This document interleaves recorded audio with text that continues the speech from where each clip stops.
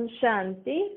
आज मीठे मीठे श्री बाबा ब्रह्मा के तन द्वारा कहते हैं, मीठे मीठे बच्चे, बाबा हमें कहते हैं कि अब हमें ऐसा कोई काम नहीं करना है जिससे हमारी आत्मा के ऊपर दाग लगे।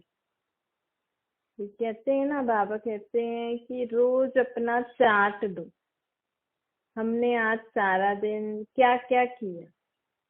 जब हम रोज अपना चार्ट बाबा को बताएंगे ना, हमारी सोच क्या रही, हमारे बोल कैसे रहे, हमारे कर्म कैसे रहे, हम जब संबंध संपर्क में आए तो हमारा व्यवहार कैसा रहा। तो जब हम रोज अपने आप को, भले आप जब बेड पे बैठते हो रात को, कभी अब लेट, कभी कभी थक जाते हैं तो लेटते ही नींद आ जाती है, लेकिन आप 5 मिनट बैठो। जब आप सोने जाते हो ना, तो 5-10 मिनट बैठ के इधर उधर फोन पे बातें ना करके, एक दूसरे से बातें ना करके ये चिंतन करो। समय तो बहुत निकलता है। ये तो जो लोग कहते हैं ना कि हमारे पास समय नहीं है, ऐसा नहीं।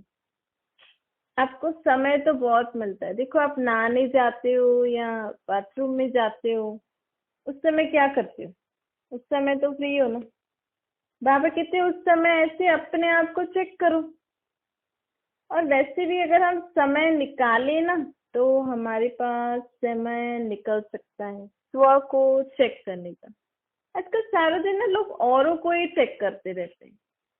फलाने ने ऐसा किया, फलाना ऐसा है, फिर अब क्या होगा, उसका क्या है, कैसा सुधरेगा, क्या करेगा।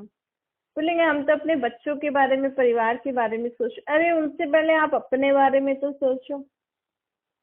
आपका सोचने का तरीका, बोल, कर्म कैसे हैं।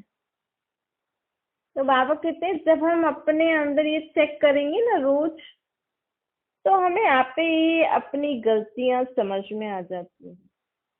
और जब हम धीरे धीरे बाबा को याद करके अपनी गलतियों को सुधारने लगते हैं ना, तो हमारी आत्मा के ऊपर बोझ कम होता जाता है। हमारी आत्मा अच्छा सोचने लग जाती है। अच्छी सोच रखेंगे, वैसा ही बोलेंगे, वैसा ही कर्म। देखो, लोग जो बोलते हैं, जो कर्म करते हैं ना, वो उनकी सोच के हिसाब से होता है। मतलब सामने वाले की सोच कैसी है, उसके बोल और कर्म से पता लग जाएगा। भले वो कितना भी बोले, नहीं मैं ऐसा नहीं हूँ, मेरे शब्द ऐसे निकल जाते, मैं मजाक कर रहा हूँ, पर ऐसा नहीं होता है। जिसकी जो सोच होती है ना, अब मन में तो कोई नहीं पहचान सकता है ना क्या सोच रहा है। हाँ, जब वो हमारी न्यूट्रल स्टेट हो, जब हमारा मन शांत होता है ना, बाबा को हम याद करते, तो हमें दूसरों के मन की भावना की भी पता लग सकती है। लेकिन उससे पहले बाबा कहते हैं आपके बोल और कर्म से ही पता लग जाएगा कि आपकी सोच कैसी है, आप एक्चुअल सोच क्या है आपकी। तो इसलिए बाबा कहते हैं जब हम डेली अपना ये चार्ट रखेंगे ना, अपने बारे में हम विचार करें, तो उससे क्या होता है, हमें स्वयं को परिवर्तन करने की समझ आ जाती है कि मेरी कहाँ कहाँ गलती है। और इसको जब हम स्वयं को ऐसे परिवर्तन करते जाएंगे, गलतियों को सुधारते जाएंगे, तो हमारी आत्मा के ऊपर जो दाग लगते हैं ना गलतियों के कारण, वो नहीं लगेंगे। और बाबा की याद से पिछले वाले भी खत्म होते जाएंगे। तो ऐसे ऐसे करके अब ध्यान रखो, हमें अपनी आत्मा के ऊपर कोई भी दाग नहीं लगने देना है। बाबा कहते हैं कि देखो, अब आत्माओं की उन्नति के लिए परमात्मा इस सृष्टि पर आए हैं। बाबा का जो ज्ञान है, बाबा की जो पढ़ाई है, ये आत्माओं की उन्नति के लिए है ना। देखो, लोग शरीर को कैसे तंदुरुस्त रखे उसके लिए पढ़ाई करते हैं। शरीर को कैसे ठीक रखें, खुद के या दूसरों के रोगों को कैसे ठीक करें, उसके लिए लोग पढ़ाई पढ़ते हैं, डॉक्टरी करते हैं ना, या हेल्थ से रिलेटेड भी कई स्टडीज हैं। लेकिन आत्मा कैसे हेल्दी रहे, आत्मा कैसे शक्तिशाली रहे, आत्मा के बारे में स्टडी नहीं कराता है कोई, जिसको हम स्पिरिचुअल नॉलेज कहते हैं। पहले दुनिया में स्पिरिचुअल नॉलेज देने वाले लोग बहुत है। देखो, लोग हठियों शरीर का योग सिखा सकते हैं, उससे शरीर ही तो तंदुरुस्त होता है ना। आज देखो, आपके जितने भी योगा आसन है, उससे क्या होता है, लोग आपको ये बताएंगे ना, इस आसन से आपका ये बॉडी पार्ट ठीक हो जाएगा, इस आसन से आपका ये बॉडी पार्ट ठीक हो जाएगा। लेकिन बॉडी को चलाने वाली जो सोल है, उसके लिए कौन सा आसन करना है, उसके लिए कौन सा योग करना है, कौन सा मेडिटेशन करना है, कौन सी दवाई लेनी है, कौन सा इलाज कराना है, वो किसी को नहीं पता। वो कौन सिखाता है? आत्मा। जैसे शरीर को तंदुरुस्त रखने वाले दैहिक संबंधी, दैहिक डॉक्टर, दैहिक संबंधी, दैहिक गुरु, संत, सन्यासी जो भी हैं, सब यही तो सिखाते हैं ना भाई। क्योंकि सोचते हैं दुख तो शरीर को हो रहा है, तो लोग ज्ञान भी देह के हिसाब से ही देते हैं, दैहिक संबंधियों के बारे में ही ज्ञान देंगे। लेकिन मैं आत्मा को सदा शक्तिशाली में रहूं, मैं आत्मा की, मुझे आत्मा को दुख हो रहा है, मैं आत्मा परेशान हूँ, ये किसी को पता ही नहीं, और ना ही ऐसे कोई ज्ञान दे सकता है सिवाय परमात्मा। क्योंकि जो आत्मा शरीर में है, दिख नहीं रही है, तो उसका ज्ञान देने वाला भी कोई ऐसा ही होगा जो दिखता नहीं है लेकिन है ना, जिसको हम भगवान के रूप में याद करते हैं। देखो, बाबा कहते हैं, आप गांधी जी की जयंती मनाते हो ना, तो गांधी जी की जयंती के साथ उनके मरने का दिन भी मनाते हो भाई। किस दिन उनकी आत्मा ने पुराना शरीर छोड़ा, जिसको लोग मरना कहते हैं, मनाते हैं ना। आप कृष्ण जयंती मना रहे हो, तो ये तो है कि आत्मा एक शरीर लेती है तो उसको वो शरीर छोड़ना ही पड़ता है। तो कृष्ण ने अपना पुराना शरीर कब छोड़ा, वो दिन तो नहीं मनाते, नहीं, क्योंकि एक आत्मा एक शरीर में कब तक रहेगी। हालांकि शरीर सतयुग में बूढ़ा नहीं होता है, पुराना हो जाता है 150 साल के बाद, या तो बूढ़े हो जाते हैं ना। देखो, यहाँ पे कोई लोग मरते हैं ना, मतलब बुढ़ापे में या जवानी में भी आत्मा शरीर छोड़ देती है, तो लोग जो शब्द यूज करते हैं ना, मर गए या ऊपर चले गए या भगवान के पास चले गए, चला गया हमें छोड़ के चला गया, ऐसा जो राग गाते हैं, उससे लोग डरते हैं। ऐसे ऐसे शब्दों से ही डर लगता है ना। और अगर हम अपने बोल को परिवर्तन करें, जो हमें बाबा सिखाते हैं और जो सच भी है, अगर किसी के भी शरीर छोड़ने पे अगर हम दूसरों को बोले कि फलानी आत्मा ने पुराना शरीर छोड़ के अब वो नया शरीर लेने गई भी कहा, हमारे पास ही आएगी, क्योंकि हमारे साथ ही हिसाब किताब होगा, तो हमारे पास ही आएगी, तो हमें उतना दुख नहीं होगा जितना ये शब्द मरना जब बोलते हैं तो दुख होता है। सत्य में कभी नहीं कहते कि कृष्ण मर गया। जब कृष्ण की आत्मा स्वयंवर करके नारायण बनेगी, जब उसके 150 साल शरीर के पूरे होंगे, तो उनकी आत्मा सबसे छुट्टी लेके जाएगी कि मैं अब नया शरीर लेने जा रहा हूँ। तो वहां पे ये बोलेंगे कि कृष्ण की आत्मा ने पुराना चोला छोड़ के नया ले लिया। कितनी अच्छी बात है ना। तो यहाँ जब आत्मा शरीर छोड़ लेती है, दूसरा तो लेती है, पुनर्जन्म तो होता ही है। भले कोई बोले पुनर्जन्म नहीं होता है, लेकिन आपको तो समझ है ना, अगर पुनर्जन्म नहीं हो तो इस दुनिया में पॉपुलेशन कैसे बढ़ रही है। अगर पुनर्जन्म नहीं होता है तो एक दिन में जितने लोग गए, जितनी आत्माओं ने शरीर छोड़ा, उतनी आत्माओं को ऊपर जाके जगह मिल जाती है। ऐसे तो कितने समय से आत्माएं शरीर छोड़ के जा रही हैं, तो अभी तक दुनिया खाली हो जानी चाहिए थी ना। दुनिया कहाँ से बढ़ रही है। तो बाबा कहते हैं, ऐसे कृष्ण के आत्मा ने कब शरीर छोड़ा, फिर वो कहाँ गई, क्या हुआ, ये सब किसी को भी नहीं पता है। बस कह देते हैं गए। और कृष्ण के लिए तो कुछ कहते ही नहीं है। यहाँ पे भी अगर कोई महात्मा, जैसे गांधी जी ने शरीर छोड़ा, तो बोले बस मर गए, ऊपर चले गए, कहाँ गए कुछ नहीं पता है ना। तो बाबा कहते हैं कोई ऊपर नहीं जाता। बाबा है ना, परमात्मा की बुद्धि में सब ज्ञान है। क्योंकि देखो, कोई मूवी बनाता है या कोई कुछ भी काम खुद शुरू करता है तो उसको पता होता है ना कि ये काम मैंने क्यों, कब, कैसे शुरू किया, उसको उसके बारे में सब पता होगा। और अगर वो उसी जो भी चीज बनाएगा या जो भी कुछ काम करेगा उसकी एक बुकलेट निकाले कि ये काम मैंने क्यों शुरू किया, कब से और कैसे इस काम को करना है, तो लोग उस काम को सीखने के लिए बुक पढ़ेंगे ना। लेकिन अगर लोग उनसे पूछे तो उनको बुक थोड़ी पढ़नी पड़ेगी, उनको तो सब याद होगा ना। जिन्होंने भी जो चीज बनाई है उनको तो सब याद होगा कि ये चीज ऐसे ऐसे बनेगी, उनको थोड़ी बुक पढ़ने की। ऐसे ही परमात्मा जब इस सृष्टि पर आके हमें ज्ञान देते हैं ना, तो कोई भी ग्रंथ शास्त्र उठा के पढ़ के उसका अर्थ नहीं बताते हैं। परमात्मा की आत्मा में ज्ञान है ही कि मैंने ये सृष्टि सत्युग स्वर्ग जैसी रची थी। जिस स्वर्ग अर्थात सत्युग त्रेता, जिस सत्युग में सभी 150 साल तक जीते थे और त्रेता में 125 साल तक, और सत्युग में पहले पहले कृष्ण आया था। तो भगवान की आत्मा में ये ज्ञान है, क्योंकि कहते हैं ना ये ड्रामा भगवान ने ही रचा है। हाँ, भगवान इस सृष्टि पर जो ड्रामा चल रहा है उसके डायरेक्टर हैं। भगवान को सब पता है ये मूवी कब से कैसे शुरू हुई, कैसे इस मूवी में पहले सुख का दुख का पार्ट शुरू हुआ। इसलिए जब भगवान इस सृष्टि पर आते हैं ना तो हमें सब बताते हैं। अरे तुम कृष्ण का जन्मदिन मना रहे हो, ये तो बताओ वो शरीर कब छोड़ते, ये वाला दिन तो तुम मनाते ही नहीं हो, और ये तो तुम्हें पता ही नहीं है कि कृष्ण और राधे की कब स्वयंवर की लक्ष्मी नारायण बने, ये भी तुम्हें नहीं पता है। इसको तुम दिवाली के रूप में मना रहे हो, तुम्हें ये भी नहीं पता है वो तो लक्ष्मी नारायण और राधे कृष्ण का स्वयंवर है का दिन है।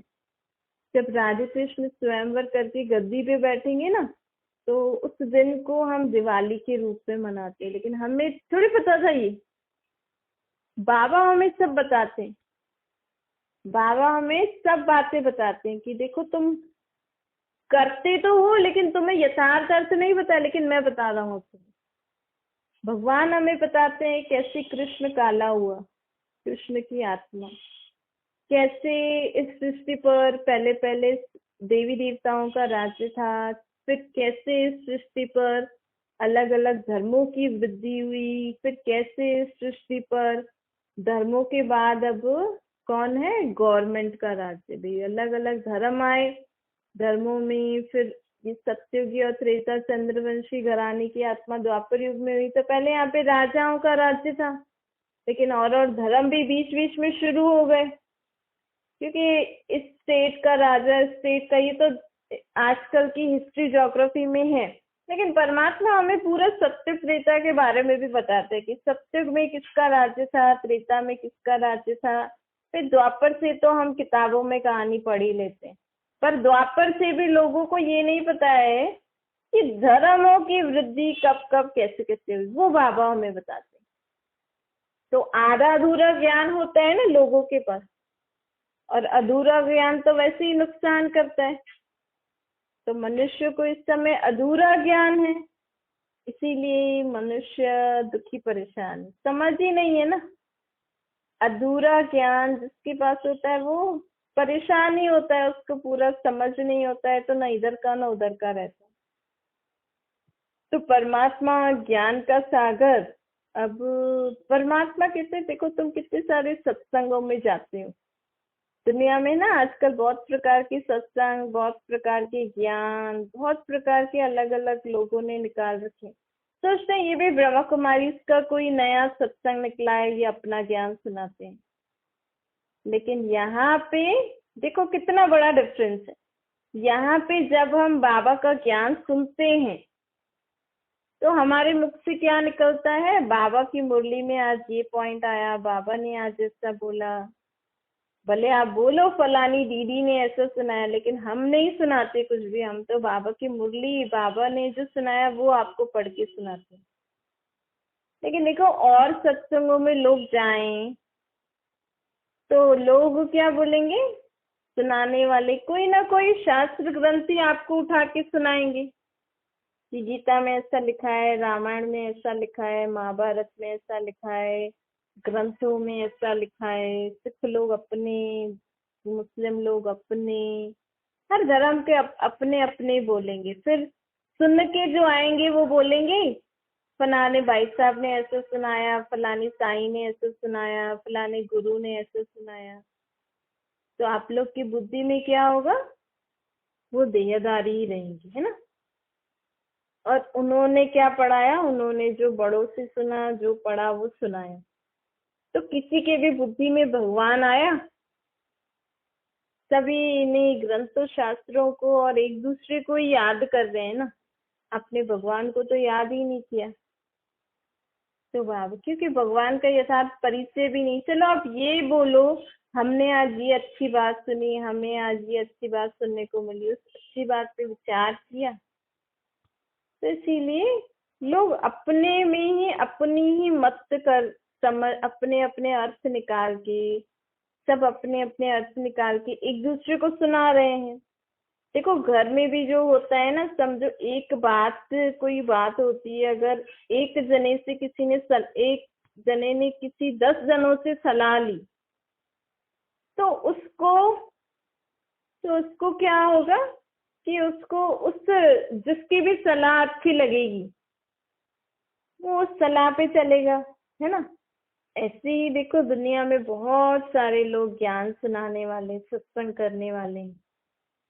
आपको किसी का अर्थ अच्छा लगता है, पढ़ते सब गीता महाभारत ग्रंथ शास्त्र पढ़ते हैं, लेकिन वो उसका अलग अलग अर्थ सुना बना के और आपको सुनाते हैं, अपना अर्थ समझ के फिर आपको सुनाते हैं। तो आपको किसी गुरु का अच्छा लगता है, किसी संत का, किसी साईं का, किसी किसी का, जिस जिसको भी आपका जिस जिसका अच्छा लगेगा आप उनके पास जाओगे। लेकिन बाबा कहते हैं ये तो मनुष्य मत है ना। अब जिन्होंने जो ये ग्रंथ शास्त्र लिखे, उन्होंने क्या समझ के लिखा वो तो हमें पता नहीं। वो आत्मा तो जाके दूसरा शरीर लेके कहाँ गई पता नहीं। लेकिन बाबा कहते हैं कि आपको अब यथार्थ समझ चाहिए कि इसका अर्थ क्या है, हर एक चीज का। वो हमें बाबा आकर सुनाते हैं। बाबा क्या कहते हैं कि बच्चे, हर एक का अर्थ परमात्मा की आत्मा में है ही। जैसे कोई जो चीज बनाएगा उसको उसका अर्थ पता ही होगा, हर एक चीज मीनिंग पता ही होगा। तो इसीलिए बाबा कहते हैं कि हर एक मेरे में ज्ञान है इसी। तो बाबा आकर जो हमें ज्ञान देते हैं ना, तो वो सच्चा ज्ञान है। तो जब हम उस सत्य को याद करके उनकी सच्ची सच्ची बातें सुनते हैं, अपने को आत्मा समझ के, तो उसको कहते हैं सच्चा सत्संग। तो अभी हमें सदा उस सच्चे के संग में रहकर उनमें जो ज्ञान है वो हमें सुनना। तो इसको कहेंगे सच्चा सच्चा सत्संग। तो सदा हमें, देखो बाबा की बातें अगर हम अभी एक बार सुन लेंगे, फिर सारा दिन अगर बीच बीच में भी रिवाइज करेंगे, मन में याद करते रहेंगे, तो जैसे हम सत्संग, उठते बैठते भी हम सत्संग में हैं।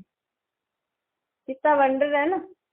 आप दुनिया में तो लोग सोचते हैं हम 1 घंटा सत्संग में जाते हैं, इतना सत्संग इतनी देर जाते हैं रोज, फिर बोलते हैं हम हफ्ते में जाते हैं। लेकिन यहाँ तो अपने को आत्मा समझ के परमात्मा को निराकार रूप में याद करके वो जो हमें सच्ची बातें बता रहे हैं, क्योंकि वो इस ड्रामा के डायरेक्टर हैं, तो वो उनके पास सच्चा ज्ञान है ही।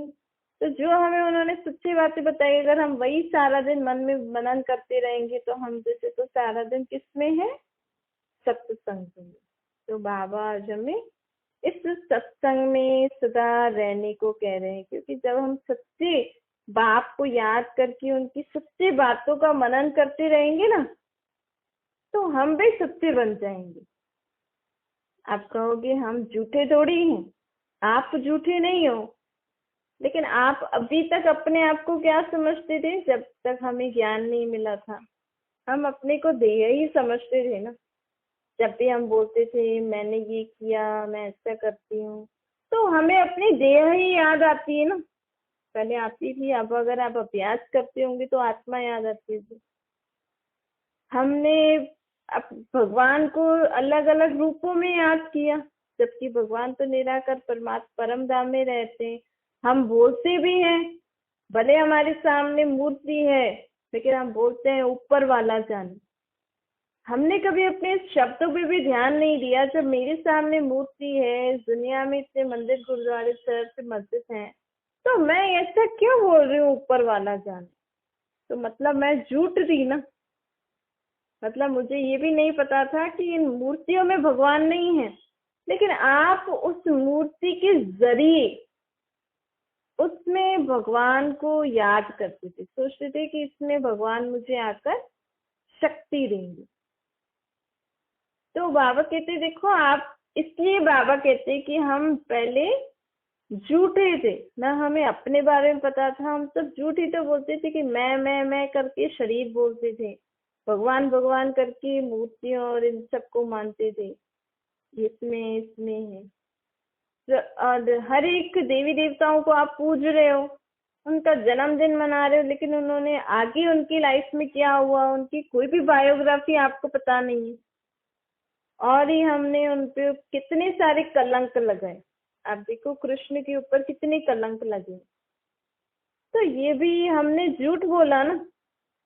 सत्य का कृष्ण कभी माखन नहीं चुराता है, सत्य का कृष्ण कभी किसी के कपड़े नहीं चुराता है। और हमने उनको, उनकी इन बातों को हमने बहुत खुशी खुशी से नाच नाच के मस्ती मस्ती में एक दूसरे को सुनाया और मौज करी। आज हमारे बारे में अगर कोई बात हो जाए, हमारे साथ कुछ बुरा हो जाए, हमने कुछ बुरा कर लिया गलत, और बाकी लोग उस बात को लेके बहुत हंसी मजाक करें, अरे फलाने ने तो ये किया, फलाने ने तो ये किया, बहुत नाचे खुशी जो जो से तालियां बजाएं, तो आपको बुरा लगेगा ना। भले आपने गलत काम किया तो भी बुरा तो लगेगा।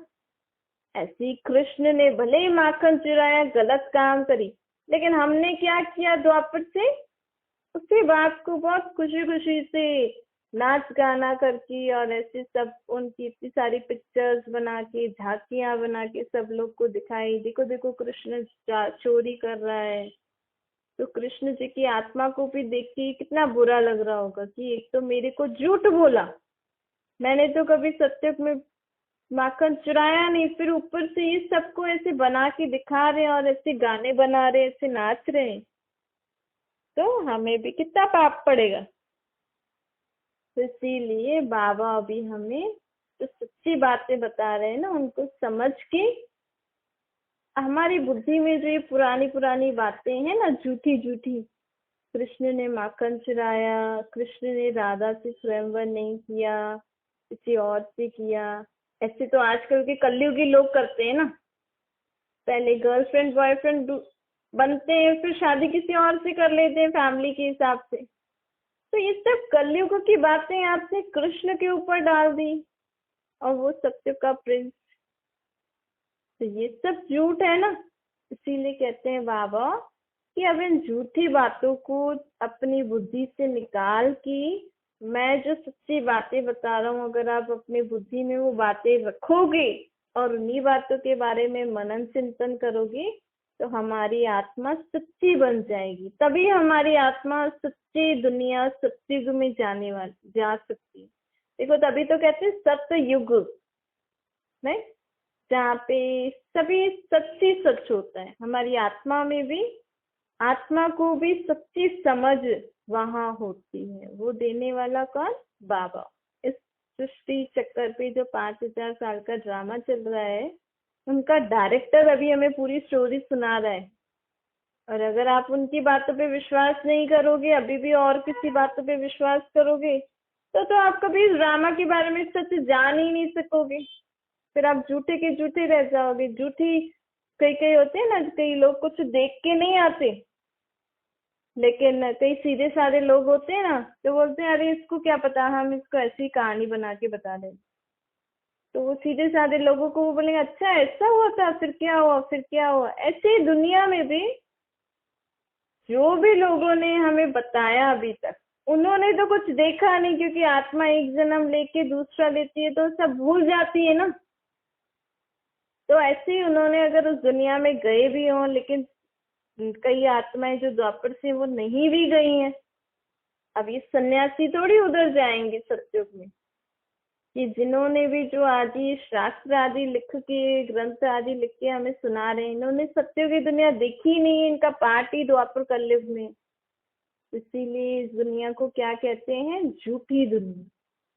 अब सच्चा बाप हमें सच्ची बातें बताकर सच्ची दुनिया की स्थापना करने आए हैं। उस दुनिया में चलने के लिए बाबा की इन सच्ची सच्ची बातों को ही आपको अपने मन में मनन करना है, विचार करना है। अच्छा, मीठी मीठी शुक्ल बच्चों प्रति माता पिता बाप दादा का याद प्यार और गुड मॉर्निंग।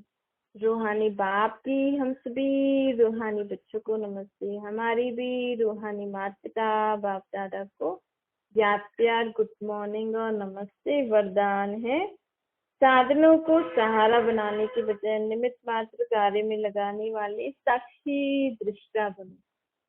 बाबा कहते, कई बच्चे चलते चलते बीच को छोड़ टाल टालियों से में आकर्षित हो जाते हैं। क्यों? क्योंकि कोई आत्मा का आधार बना लेते, क्योंकि बीज का रूप शोभनिक नहीं होता है ना। जैसे पेड़ में भी देखो, बीज को हम बोएंगे तो हम बीज को थोड़ी वापस निकाल के देखेंगे, फिर तो उसमें जो जो टालियां निकलेंगी, फल फ्रूट निकलेंगे, उस पर ही ध्यान जाएगा ना। इतना छोटा बीज इतना बड़ा सब दे रहे, लेकिन बीज पे ध्यान नहीं जाएगा, टालियों पे जाता है। ऐसे ही बाबा कहते हैं, दुनिया में भी लोग, जिस परमात्मा ने हमें इतनी अच्छी दुनिया बना के दी, जो परमात्मा हमें शक्तियां देता है, चाहे आप किसी भी मूर्ति के जरिए, चाहे किसी भी देहदारी गुरु संत सन्यासियों के जरिए आपकी कोई भी मन्नत पूरी हो रही है। आप गए बहुत दूर तीर्थों पर, वहां पे कोई मन्नत मांग के आए किसी मूर्ति के आगे, लेकिन वो अगर आपकी पूरी हो गई, मतलब उस मूर्ति ने कुछ नहीं किया, उस साधु संत सन्यासी ने कुछ नहीं किया। किसने किया? ये परमात्मा की शक्ति से आपका वो मन्नत पूरी हुई। तो देने वाला वो परमात्मा, उसको कोई शुक्रिया नहीं करता है। कहेंगे भगवान का शुक्रिया, लेकिन फिर भी याद तो वो मूर्ति और देहधारी संत सन्यासी गुरु ही आएंगे ना। लेकिन हम तो बाबा कहते हैं, मैं बीज को तो सब भूल गए हैं। निराकार परमात्मा ने गीता ज्ञान देकर कृष्ण को इतना सुंदर बनाया, उस परमात्मा को कोई याद नहीं कर रहा है। परमात्मा की शिव जयंती, शिवरात्रि इतनी धूमधाम से नहीं मनाते हैं। शिव बाबा पे लोग अक्क धतूरे चढ़ा देते हैं, मिलावट वाला पानी चढ़ा देते हैं, दूध। और कृष्ण जो उनकी पहली रचना है, उनको देखो कितना सजाते हैं, कितना धूमधाम से उनका जन्मदिन मनाते हैं। तो बाबा कहते हैं, ये वैसे ही है कि परमात्मा बीज ने हम सभी आत्माओं में शक्तियां गुण भरे, तो आज लोग उनकी रचना को इतना मान के चल रहे हैं, इतना पूज रहे हैं, इतना उनको श्रृंगार रहे हैं। लेकिन इनको बनाने वाला निराकार परमात्मा कितना सुंदर होगा, वो कितना अच्छा होगा, उसको लोग याद नहीं करते। और बाबा कहते हैं कि कई बार ना हम देहधारियों में अटक जाते हैं। समझो आपको किसी ने भी भगवान की अच्छी बातें सुनाई या कोई भी अच्छी बातें सुनाई, तो लोग क्या कहते हैं? लोग किस में फंस जाते हैं? उस देहधारी संत सन्यासी गुरुओं में या मूर्तियों में फंस जाते हैं ना। तो उस मूर्ति को याद करते रहेंगे, उन देहधारी गुरुओं की पांव धोकर पिएंगे, करेंगे। लेकिन जिस परमात्मा ने उनको शक्ति दी, उसको तो आप शुक्रिया करो ना, उनको तो आप याद करो। और कभी कभी क्या होता है कि लोग भगवान को याद करते हैं, तो समझो आज टीवी लाइट नहीं आ रही, कुछ नहीं आ रहा, तो आज सत्संग कीर्तन नहीं हुआ, तो लोग कहेंगे आज टीवी में भजन ही नहीं आया, इसलिए भगवान को याद ही नहीं किया हमने, वो आया ही नहीं बस। तो इस साधनों के वश नहीं होना है, हमें व्यक्तियों के भरोसे नहीं रहना है। हमें किसी भी मूर्ति के भरोसे नहीं रहना है। किसी दिन मूर्ति नहीं भी हो, फिर कैसे भगवान को याद करोगे?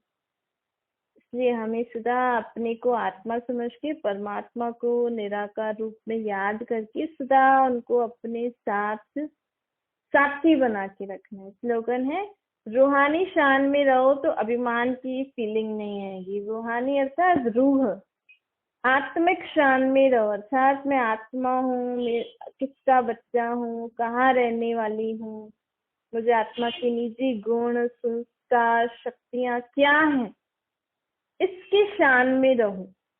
देह, देह के संबंध, पदार्थ, वस्तु, वैभव, इसके शान में नहीं रहो। अगर हम अपनी आत्मा के शान में रहेंगे तो हमें कभी भी अभिमान नहीं आएगा। अच्छा, ओम शांति। बाबा को याद करिए।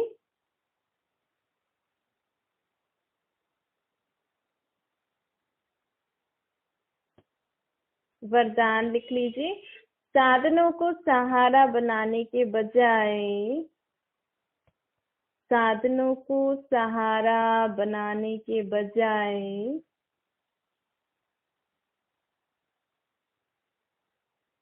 निमित्त मात्र, निमित्त मात्र